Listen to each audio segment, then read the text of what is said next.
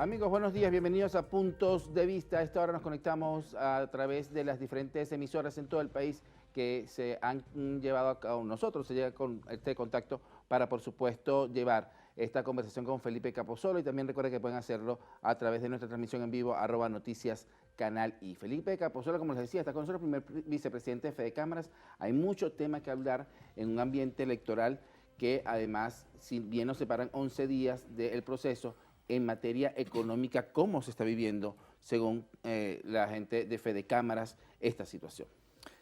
Bueno, muchas gracias por la invitación. Indiscutiblemente, todo el país está a la expectativa del desarrollo del evento electoral, como es natural en cada año electoral.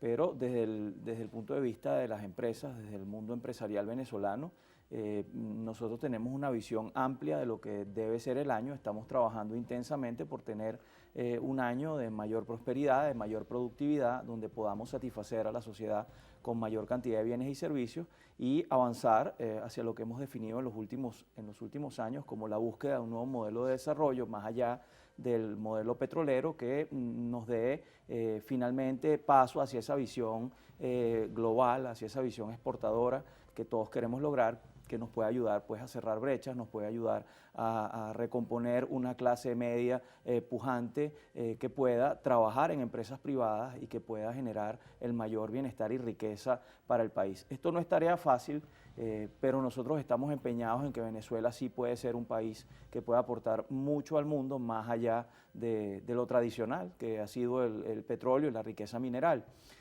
Nosotros tenemos que analizar bien en años como este, cuál ha sido el saldo, ¿no?, de tantos años de explotación de recursos minerales, ver bien qué ha pasado en los últimos años, sobre todo cuál ha sido la tasa de crecimiento y ver qué están haciendo los demás países para desarrollarse.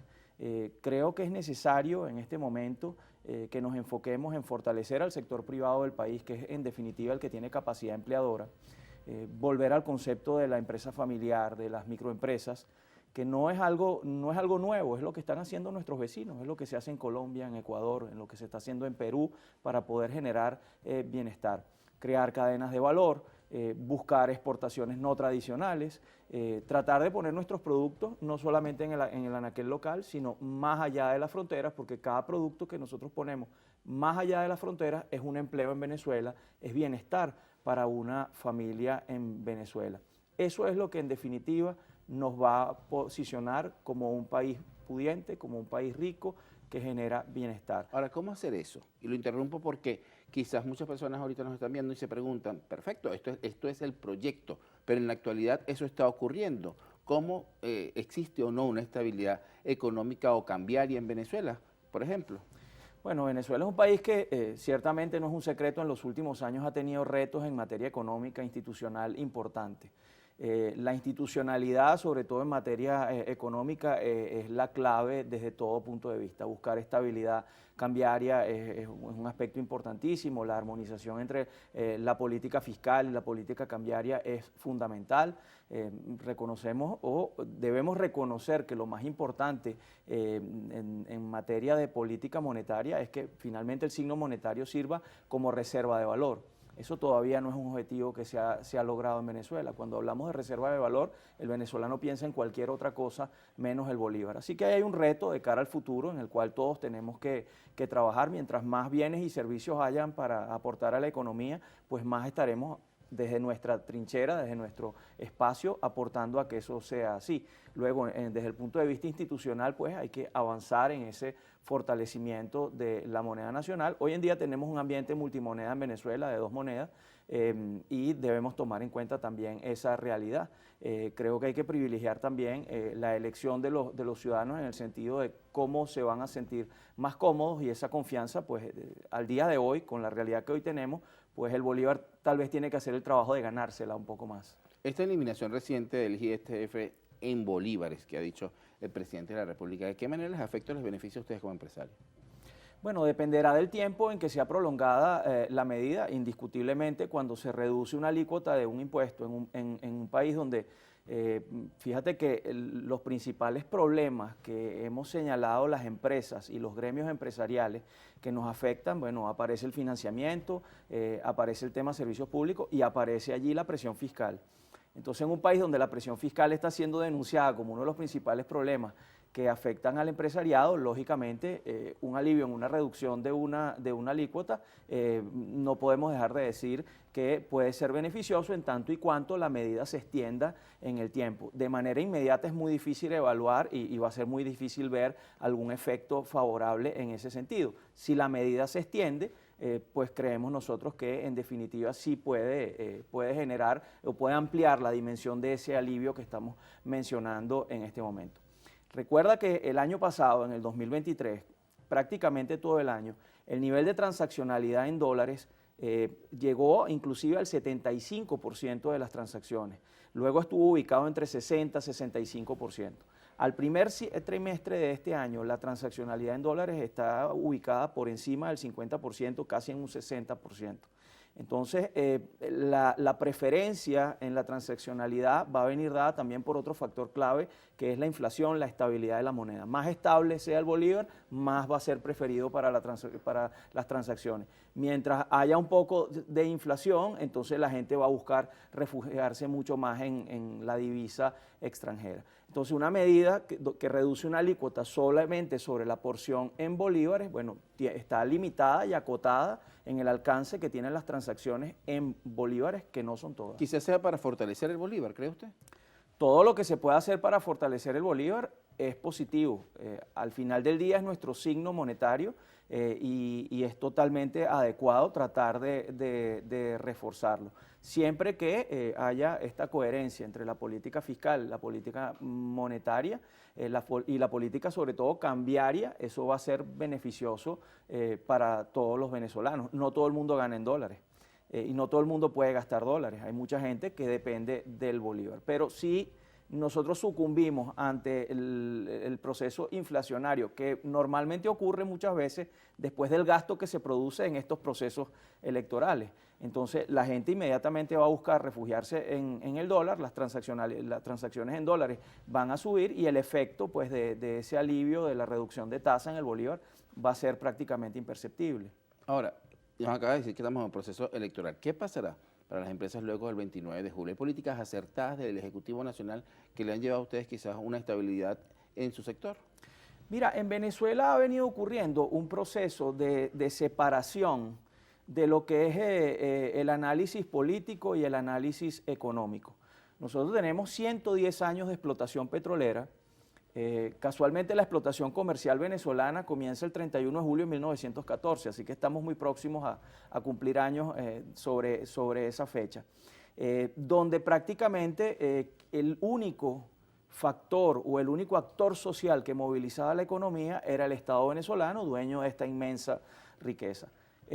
Lo que ha pasado en los últimos años, bueno, es historia de dominio público y se ha separado un poco el hecho económico del hecho político porque en este momento el sector privado, la libre iniciativa privada, la libre iniciativa ciudadana, porque al final el sector privado está compuesto de ciudadanos que emprenden una actividad, pues está aportando riqueza al Producto Interno Bruto que se genera en este país, independientemente de esa riqueza petrolera.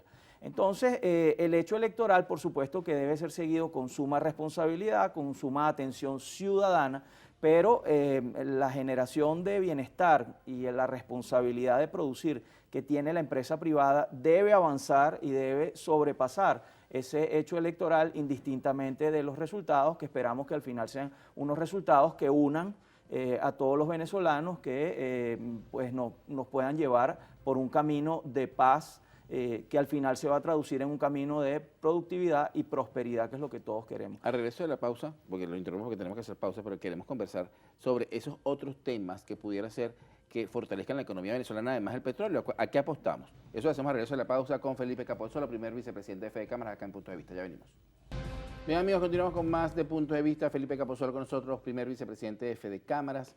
Y hablamos en la parte anterior, además del petróleo que tradicionalmente Venezuela ha explotado y del que ha vivido. ¿Cuáles son esos otros recursos o de qué manera se puede potencializar la economía del país desprendiéndonos un poco de la situación petrolera? Fíjate, lo más importante en este caso para responder a tu pregunta es que los venezolanos tenemos que mirar hacia afuera de manera contundente, de manera sólida Pero cuando digo mirar hacia afuera no es pensar en irnos, sino pensar en enviar productos hacia afuera, enviar el fruto de nuestro talento más allá de nuestra frontera. Esto solamente lo logras creando empresas. La única manera de que un país tenga capacidad exportadora es apostarle a la formación de cadenas de valor, encadenamientos productivos que están conformados por empresas. Y cuando digo empresas, muchas veces están conformados por el esfuerzo de mucha gente que tiene una pequeña empresa familiar que presta un servicio, inclusive la gente que trabaja por cuenta propia. Yo, Compañía Anónima, también aporta a esos encadenamientos productivos que son fundamentales para generar capacidad exportadora. En la región latinoamericana, el 99% del tejido empresarial es microempresas, pero generan el 70% de los empleos y generan el 50% de las riquezas. Y las microempresas son las únicas capaces de ayudar a las empresas que tienen capacidad exportadora a generar productos de calidad que logran conquistar mercados. Entonces es allí donde la institucionalidad de este país debe hacer todo lo posible por facilitar procesos, por tener un marco legal que pueda hacer viable todo este proceso para que puedan ser generados la mayor cantidad de productos exportables. La estrategia de oferta exportable, que es más que todo una estrategia, más que un listado de productos, es un espacio donde participa el gobierno nacional, participa la empresa privada, participan los trabajadores. La estrategia de oferta exportable es casi una estrategia de diálogo tripartito, en la cual nosotros vamos a hacer el mejor esfuerzo por ver nuestras capacidades, con nuestras materias primas, con todos los elementos que tenemos a la mano para poder generar productos ganadores o servicios ganadores, porque la exportación de servicios también es una realidad en Latinoamérica. ¿Y estamos exportando en la actualidad? En este momento, la cantidad de exportaciones no tradicionales o no petroleras en volumen es bastante bajo. En el año 2023 probablemente se pudieron exportar, según la data, algunos 3.000 millones de dólares, lo cual es una cifra bastante baja, pero tenemos un margen de crecimiento importante en muchos nichos. El nicho agroindustrial, el nicho agrícola, también allí se puede estar generando oportunidades. La producción y la cría, la cadena de proteínas, allí hay unos ejemplos claves, por ejemplo, como el camarón, que está generando unas exportaciones interesantes, pues tienes los alcoholes, tienes varios productos para comenzar la construcción de un listado de productos que se pueden vender en el exterior. Pero en definitiva, lo que se debe fomentar es la creación de empresas, porque las mismas empresas son las que te van a ir dando los productos para ir conformando ese abanico de posibilidades que puede Venezuela ofrecerle al mundo. No dejemos de lado los servicios turísticos, no dejemos de lado todos los servicios anexos y conexos que van alrededor del comercio y el comercio alrededor del turismo, y sobre todo la exportación de servicios. Venezuela es un país hecho de juventud inteligente, juventud preparada, juventud que tiene capacidad, y nosotros perfectamente podríamos exportar nuestros servicios. El fruto del intelecto plasmado en un servicio intangible puede ser exportado al exterior en materia tecnológica, en materia cultural. Toda la movida de economía naranja que se está dando en Latinoamérica, Venezuela puede participar de eso. Es decir, exportar al talento de la persona, no a la persona. Ahora, el tema de esta creación de empresas pasa por una serie de procedimientos para poder tener tu empresa, un crédito, un anclaje legal. Todo esto está de alguna manera previsto en la ley, pero ¿se está practicando, se está llevando a cabo? ¿Puede cualquier personita abrir una empresa? Bueno, realmente los tiempos para abrir una empresa en Venezuela históricamente han sido tiempos prolongados. Abrir una empresa en Venezuela para un emprendedor que tiene pocos recursos nunca ha sido una tarea fácil. No podemos desmerecer que muchos gobiernos han tratado de hacer esfuerzos, inclusive hay una ley para el emprendimiento, se han tratado de facilitar trámites. Nada de eso se puede desmerecer. Pero lo más importante es que para que surjan nuevas empresas, el potencial empresario tiene que ver al que ya es empresario que le está yendo bien. Entonces hay que resolver, guía. Por supuesto, porque todos perseguimos ejemplos, todos queremos ver ejemplos en la televisión, en las redes sociales, en la familia primordialmente, pero si tú no ves ningún ejemplo exitoso, pues tú no puedes tener una referencia tangible de algo que tú quisieras hacer como emprendedor. Entonces lo primero es generar la institucionalidad que se basa en por lo menos resolver los tres problemas que hemos hablado al principio. hay que mejorar las condiciones de financiamiento, masificar más el financiamiento, hay que avanzar en la dotación de servicios públicos a la colectividad en general, no solamente a las empresas, y es una función primordial del Estado que le fue asignada cuando avanzamos desde las sociedades premodernas a las modernas y la humanidad optó por los Estados. La dotación de servicios públicos a la colectividad es una de esas tareas. Generar las condiciones para el crecimiento es una de esas tareas fundamentales, fundacionales. Y por supuesto la presión fiscal.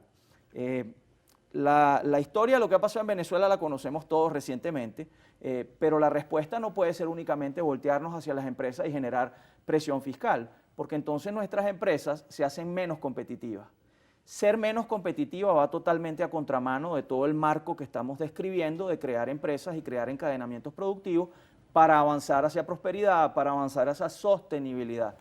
Un marco impositivo en un país que marca de esta manera a las empresas no va a apuntar nunca a la sostenibilidad. Para llegar a la sostenibilidad tenemos que permitir que las empresas fluyan, que las empresas puedan fluir y el primer síntoma, la primera solución que vamos a ver cuando las empresas fluyan es el incremento del empleo. Y el incremento del empleo se traduce en un gran beneficio para la sociedad y en un gran legado para la posteridad, como es la formación de la clase media. Eso en Venezuela debe ser una tarea fundamental a partir de este momento y en los próximos años. Debemos darle una vía aspiracional a todos los venezolanos. Aquí debe haber una agenda de movilidad social ascendente para todos y cada uno de los venezolanos, basada en oportunidades. Y eso solamente lo puede hacer la empresa privada. En gran medida lo puede hacer la empresa privada. El Estado también tiene mecanismos para hacerlo, pero al final lo que es sostenible en el tiempo es el empleo. Lo que es sostenible en el tiempo es la riqueza que tú mismo haces fruto de tu trabajo y tú te empoderas de tu futuro y te empoderas de tus recursos para sostener a tu familia y para generar la prosperidad futura. Vamos a hablar al regreso de la pausa acerca de ese empleo que también hay en el sector público, porque muchos trabajadores del sector público quizás quieren tener su emprendimiento, quizás el sueldo no les da para muchas cosas, pero hay otros que ganan unos bonos o que a través del carnet de la patria pueden tener algunos ingresos distintos a los que es la nómina del Estado. Hacemos pausa, regreso, seguimos conversando con Felipe Capasolo, primer vicepresidente de Fede Cámaras, acá en Puntos de Vista. Ya venimos. Bien, continuamos con más de Puntos de Vista, 7 de la mañana con 51 minutos, totalmente en vivo. Felipe Capasolo con nosotros, primer vicepresidente de Fede Cámaras. Queremos conversar lo que habíamos dicho en la parte anterior. ¿Qué pasa con esos empleados públicos que quizás su sueldo en nómina no es el de mayor número porque hay un sueldo mínimo legal establecido, pero hay unos bonos que le llegan a través de otros mecanismos y que están pensando en emprender? Fíjate, lo primero es ir a las definiciones, ¿no? El Estado hoy en día, como es concebido hoy en día, tiene que ser sólido, fuerte y eficiente en el cumplimiento de sus tareas. Tú tienes allí tareas asignadas como el monopolio de la fuerza, el monopolio, lo que llaman monopolio de la violencia, la solución pacífica de conflictos, crear condiciones para el desarrollo. Por ejemplo, esas funciones. Para tú hacer eso, tú necesitas gente. Y necesitas gente calificada y necesitas gente motivada, tal cual como en una empresa. Lógicamente, esta gente debe ser remunerada de la mejor manera, pero tú no tienes capacidad de absorber y de emplear a todo un país. Quiere decir que hay necesariamente un sector de la población que tiene que dedicarse a la actividad privada. Todas aquellas personas que quieran emprender, vengan del sector público o vengan del sector privado, deben tener unas condiciones sobre todo motivacionales para querer hacerlo. Deben tener unas aptitudes sobre todo, digamos, intrínsecas de la persona para poder hacerlo. No está dicho que todos tenemos que ser emprendedores, podemos ser también intraemprendedores, es decir, podemos ser también el mejor empleado posible o podemos ser también el mejor funcionario público posible. Todo está en que tengamos una sociedad que sea capaz también de remunerar bien ese esfuerzo. El Estado necesita del mejor recurso humano, la empresa privada necesita del mejor recurso humano. Y el que quiere emprender y que no quiere estar como, digamos, prestando el servicio en el sector público ni prestando servicio en el sector privado, debe conseguir las condiciones idóneas para que ese emprendimiento pueda florecer. Y las condiciones vienen dadas por la institucionalidad. El sistema democrático prevé una institucionalidad en la cual debe haber inclusión, debe participar absolutamente todos los sectores de la sociedad, debe haber inclusión de la mujer, debe haber inclusión de los jóvenes, y eso se traduce al final en el aprovechamiento de oportunidades. La empresa privada debe presentarse y generar esas oportunidades, al menos de su parte, insisto, con una agenda de movilidad, con una agenda de responsabilidad, y ahí entonces tocamos el tema del pago de impuestos, y sobre todo con un proyecto de futuro y de sostener desde sus responsabilidades el proyecto de vida en común que nos una como sociedad. Por la otra parte, el Estado, todos quisiéramos que el Estado fuera un Estado promotor, que fuera un Estado facilitador, para que nuestra sociedad avance en ese contrato, en esa alianza público-privada que puede generar mayor cantidad de bienestar para el empleado público, para el empleado privado y para el emprendedor. Viene el 28 de julio, y aunque estábamos hablando de que la economía y la política, cada quien lleva su tema, pero van de la mano de cierta manera, ¿qué va a pasar el 29 según su perspectiva? Gane quien gane, porque la situación política y económica del país continuará. Bueno, mira, te cuento qué va a pasar el 29 y también el 30. El 29 lo deseable para todos los venezolanos es obtener los resultados y que a partir de esos resultados pues haya un gran encuentro nacional, haya una gran unidad nacional que nos permita levantar cara y mirar hacia el futuro como un país unido. Eso es lo más importante. Sea cual sea el resultado, gane quien gane, que sea respetado y admitido por su contraparte y que el país entonces pueda avanzar en un espacio de reconciliación, de encuentro de todos los venezolanos, de solidaridad de todos los venezolanos, porque son características que ya tenemos, son inherentes a nuestro gentilicio. El venezolano es por definición un ser bueno y solidario. Entonces tenemos que avanzar en el camino de lo que nosotros realmente somos. Y te cuento lo que va a pasar el 30. El 30 todas las empresas en este país tienen que pagar nómina. Entonces hay que remunerar a los trabajadores y hay que seguir produciendo para poder pagar nómina, y para seguir produciendo debemos encontrarnos con ese país que se reconcilia, que se encuentra y que supera las diferencias. ¿Por qué es importante votar el 28 de julio? Mira, votar en general es un derecho. Lograr los derechos en la humanidad no fue cosa fácil. Y lograr votar en este país costó muchísimo. Revisemos un poquito la historia y veamos todo lo que nos ha costado como sociedad obtener el voto como estrategia de resolución de conflictos políticos. No es cosa fácil. Entonces hay que hacer honor al sacrificio de tantas generaciones que lograron el voto para los venezolanos. Tenemos todos que ir a votar. Si nosotros queremos manifestar nuestra vocación política, nuestro deseo político, si nosotros queremos un país que avance, que cambie en lo que nosotros creemos que tengamos que cambiar, que mejore en lo que nosotros creamos que tiene que mejorar, hay que ir a votar y hay que dejar plasmado allí nuestra opinión a través del voto. Muchísimas gracias por acompañarnos el día de hoy. Muchísimas gracias a ustedes. Felipe Capozolo con nosotros, amigos, primer vicepresidente de Fede Cámara. Gracias también a quienes se conectaron a esta hora a través de @noticiascanalí en vivo en nuestra cuenta en Instagram. También a través de las distintas emisoras en Aragua y en Miranda, Clase 91.5 FM en el estado de Aragua, Latina 102.1 FM en Guarenas, Guatire, y también la nueva emisora clásica 106.1 en los Altos Mirandinos. Nos esperamos mañana a las 6:30 de la mañana con una nueva edición de Primeras Noticias, y a las 7:30 tenemos una cita acá en Puntos de Vista. Que tengan todos muy buenos días.